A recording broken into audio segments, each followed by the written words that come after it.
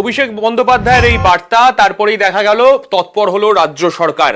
ধর্ষণ খুনে কড়া আইন কার্যকরের উদ্যোগ।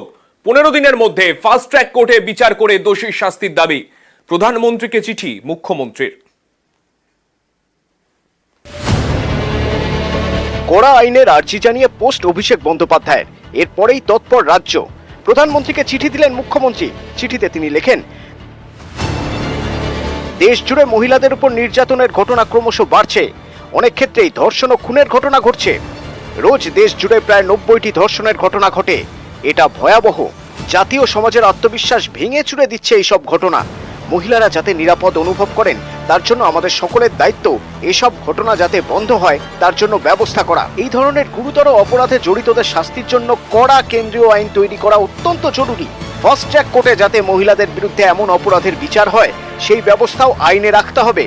সুবিচার সুনিশ্চিত করতে 15 দিনের মধ্যে এইসব মামলার রায় ঘোষণা হওয়া উচিত। পশ্চিমবঙ্গের মুখ্যমন্ত্রী মমতা ব্যানার্জি ভারতের প্রধানমন্ত্রী মাননীয় নরেন্দ্র মোদীকে একটি চিঠি আজকে লিখেছেন অগাস্ট 22। আমি সেই চিঠিটি পড়ে শোনাচ্ছি।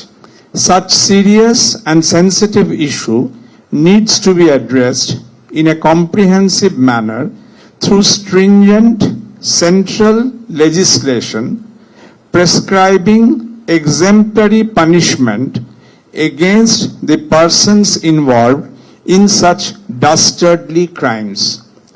Setting up of fast-track special courts for speedy trial in such cases should also be considered in the proposed legislation.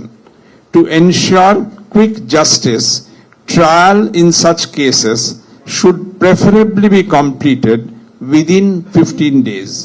News 18 Bangla.